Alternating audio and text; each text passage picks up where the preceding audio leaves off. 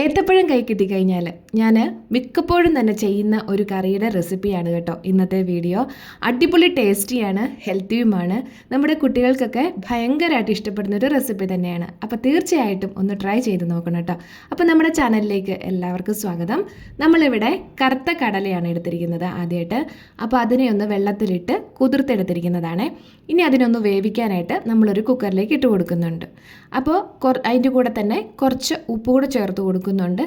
അപ്പോൾ ഇച്ചിരി വെള്ളം ഇത്തിരി കൂടുതൽ വേണേ. കാരണം വെച്ചിട്ടുണ്ടെങ്കിൽ കടല നല്ല വെന്ത് കിട്ടണം, നന്നായിട്ട് വെന്ത് കിട്ടണം. അപ്പോൾ വെള്ളം ഇത്തിരി കൂടുതൽ ഒഴിച്ചിട്ടില്ല എന്നുണ്ടെങ്കിൽ അത് പെട്ടെന്ന് അടിയിൽ പിടിക്കുമല്ലോ, അതുകൊണ്ട് തന്നെ. അപ്പോൾ അതവിടെ ഇരുന്ന് വേവട്ടെ കേട്ടോ. ഇനി നമുക്ക് വേണ്ടത് ഏത്തപ്പഴമാണ്. നന്നായിട്ട് പഴുത്ത പഴമാണെങ്കിൽ നല്ലതായിരിക്കും. അപ്പോൾ ചെറിയ കഷ്ണങ്ങളായിട്ട് നമ്മൾ അരിഞ്ഞെടുത്തിട്ടുണ്ട്. 1 or 2 എടുക്കാം, അതൊക്കെ അളവിനനുസരിച്ച് എടുക്കാവുന്നതാണ്. കുറച്ച് മാത്രം മുളക് പൊടിയാണ് ഞാൻ ചേർത്ത് കൊടുത്തിട്ടുള്ളൂ. ഉപ്പും ഇത്തിരി കറിവേപ്പിലയും കുറച്ച് വെള്ളവും കൂടെ ഒഴിച്ചിട്ട് ഒന്ന് വേവാൻ വെക്കാം. എന്ന് വെച്ചിട്ടുണ്ടെങ്കിൽ ആ ഏത്തപ്പഴം ഉടഞ്ഞു പോകേണ്ട കാര്യമൊന്നുമില്ല. അതുകൊണ്ട് തന്നെയാണ് ഞാനത് കുക്കറിലേക്ക് ഇട്ട് കൊടുക്കാഞ്ഞത്. അപ്പോൾ ഇത് സെപ്പറേറ്റ് ആയിട്ട് വേവിച്ചിരുന്നാലും മതിയാവും. അത് രണ്ടും കൂടെ റെഡിയാകുന്ന സമയത്ത് നമുക്കൊന്ന് അരപ്പ് തയ്യാറാക്കിയാലോ. അതിനായിട്ട് കുറച്ച് തേങ്ങ എടുത്തിട്ടുണ്ട്.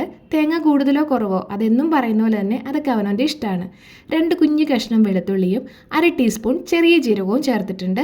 അപ്പോൾ 1/4 ടീസ്പൂൺ മഞ്ഞൾപ്പൊടിയും കൂടെ ചേർത്ത് കൊടുത്ത് ഇത്തിരി വെള്ളം ഒഴിച്ചിട്ട് നമുക്കൊന്ന് നന്നായിട്ട് അരച്ചെടുക്കാം. ഒരുപാട് പേസ്റ്റ് പോലെ വേണമെന്നൊന്നുമില്ല, ചെറിയ തരികളൊക്കെ ഉണ്ടെങ്കിലും കുഴപ്പമൊന്നുമില്ല കേട്ടോ. അപ്പോൾ ഇത് കണ്ടോ, ഇതുപോലെ ഒന്ന് അരച്ചെടുത്തിട്ടുണ്ടേ. ഇനി നമുക്ക് വേവാനായിട്ട് വെച്ചിരുന്ന കടലയൊന്ന് നോക്കിയാലോ. അപ്പോൾ ഒരു 6-7ഓളം തന്നെ വിസിലടുപ്പിച്ചിട്ടുണ്ടായിരുന്നു കേട്ടോ. ഞാൻ പറഞ്ഞല്ലോ, നല്ല രീതിയിൽ വെന്ത് കിട്ടണം. പിന്നെ നമ്മുടെ കുക്കറിനെ അനുസരിച്ചിരിക്കും കടലയുടെ വേവൊക്കെ നമ്മൾ നോക്കുന്നത് കേട്ടോ. അതുകൊണ്ട് കറക്റ്റ് നമുക്ക് പറയാൻ പറ്റത്തില്ല.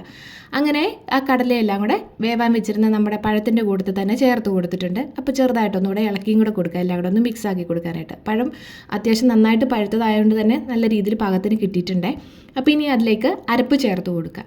അപ്പോൾ ഒരു കറിക്ക് ഒരു ചെറിയ കൊഴുപ്പ് കിട്ടാനായിട്ട് ആ കടലയിൽ കൂടെ കുറച്ച് ഞാനെടുത്ത് അരച്ച് ചേർത്തിട്ടുണ്ടായിരുന്നു. ഇനി ആ മിക്സിയുടെ ജാറ് കഴുകിയിട്ട് കുറച്ച് വെള്ളവും കൂടെ ചേർത്ത് കൊടുക്കുന്നുണ്ട്. നമ്മുടെ ഈ കറി ഒരുപാട് ലൂസായിട്ട് കിടക്കരുത്, എന്നാൽ ഒരുപാട് കുറുകിയിരിക്കരുത്. ആ ഒരു പരുവത്തിൽ വേണം എടുക്കാനായിട്ട്. അപ്പോൾ അത്രയും കൂടെ ചേർത്ത് കൊടുത്തിട്ട് നമുക്ക് നന്നായിട്ടൊന്ന് ലോ ടു മീഡിയം ഫ്ലെയിമിലിട്ടിട്ടൊന്ന് റെഡിയാക്കി എടുക്കാം. ആ തേങ്ങയൊക്കെ ഒന്ന് സെറ്റായി കിട്ടണമല്ലോ, കറിയുടെ എല്ലാം കൂടെ ഒരുമിച്ച് കിട്ടണമല്ലോ. അതുകൊണ്ട് തന്നെ അപ്പം ഉപ്പ് ഒന്ന് നോക്കണം, ഉപ്പ് പാകത്തിലാണോ എന്ന് കേട്ടോ. അങ്ങനെ നമ്മുടെ കറി ഏകദേശമൊക്കെ ഒന്ന് ചൂടായി വന്നിട്ടുണ്ട്. പിന്നെ എരിവിൻ്റെ കാര്യം പറഞ്ഞപ്പോൾ മറന്നുപോയി പറയാനായിട്ട്, ഞാനൊരു 1/2 ടീസ്പൂൺ മാത്രമാണ് മുളക് പൊടി ചേർത്ത് കൊടുത്തിരിക്കുന്നത്. നിങ്ങൾക്ക് വേണമെന്നുണ്ടെങ്കിൽ കൂടുതൽ ചേർത്ത് കൊടുക്കാം. അതുപോലെ അരപ്പ് തയ്യാറാക്കുന്ന സമയത്ത് 1-2 പച്ചമുളകൊക്കെ ചേർത്ത് കൊടുക്കാം. ഞാനിവിടെ കുട്ടികൾ കഴിക്കുന്ന കാരണമാണ് എരിവ് വളരെ കുറച്ച് മാത്രം ഉപയോഗിച്ചിരിക്കുന്നത് കേട്ടോ. അതുകൊണ്ട് അതൊന്ന് വിട്ടുപോയിട്ടുണ്ടായിരുന്നു, ഒന്ന് ശ്രദ്ധിച്ചോണേ. അപ്പോൾ ഇതാ നമ്മുടെ കറി ഏകദേശം എല്ലാം ഒന്ന് സെറ്റായി പരുവത്തിന് ഇരിപ്പുണ്ട് കേട്ടോ. ഇനിയിപ്പോൾ നമുക്കൊന്ന് കടുക് പൊട്ടിക്കാം. കടുക് പൊട്ടിക്കുമ്പോൾ വെളിച്ചെണ്ണയ്ക്കകത്താണ് നമ്മളത് കടുക് പൊട്ടിച്ചെടുക്കുന്നത് കേട്ടോ. അതിൻ്റെ കൂടെ തന്നെ കുറച്ച് അരിമണികളും കൂടെ ചേർത്ത് കൊടുക്കണം. സാധാരണ മട്ടേരിയാണ് ചേർത്ത് കൊടുക്കുന്നത്. നമ്മൾ ഇന്നിപ്പോൾ വെള്ളേരിയുടെയാണോ കയ്യിലുണ്ടായിരുന്നത്, അതാണ് ചേർത്ത് കൊടുത്തിരിക്കുന്നത്. അപ്പോൾ ഉള്ളിയിട്ട് നന്നായിട്ടൊന്ന് മൂപ്പിച്ചതിന് ശേഷം കുറച്ച് തേങ്ങയും കൂടെ ചേർത്ത് കൊടുക്കുന്നുണ്ട്. തേങ്ങ നല്ല ബ്രൗൺ കളർ ആകുന്നിടം വരെ വേണം ഒന്ന് മൂപ്പിച്ചെടുക്കാനായിട്ട്. അതും കൂടെ നമ്മുടെ കറിയിലേക്ക് ചേർത്ത് കൊടുക്കാം. അടിപൊളി ടേസ്റ്റിയാണ് തേങ്ങയൊക്കെ വറുത്തിട്ട് കറിയൊക്കെ തയ്യാറാക്കുമ്പോൾ കേട്ടോ.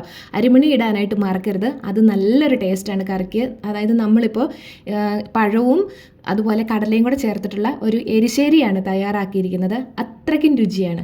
പിന്നെ മുളക് പൊടി ഇത്തിരി കൂടുതൽ ചേർക്കുകയാണെന്നുണ്ടെങ്കിൽ മധുരം ഇഷ്ടമില്ലാത്തവർക്ക് തീർച്ചയായിട്ടും നല്ലൊരു ബാലൻസ് ആയിട്ട് എടുക്കാവുന്ന കാര്യമാണ് കേട്ടോ. അപ്പോൾ എല്ലാം കൂടി ഇട്ടിട്ട് നമുക്കൊന്ന് റെഡിയാക്കി എടുക്കുന്നുണ്ട്. അപ്പം ഇത്തവണ സദ്യക്ക് തീർച്ചയായിട്ടും ഇതുപോലൊന്ന് തയ്യാറാക്കി നോക്കൂ. സദ്യക്ക് അല്ലെങ്കിലും തയ്യാറാക്കുന്നതാണ്. അപ്പോൾ വീഡിയോ ഇഷ്ടമായെങ്കിൽ ലൈക്ക്, ഷെയർ, സബ്സ്ക്രൈബൊക്കെ ചെയ്യാനായിട്ട് മറക്കരുത് കേട്ടോ.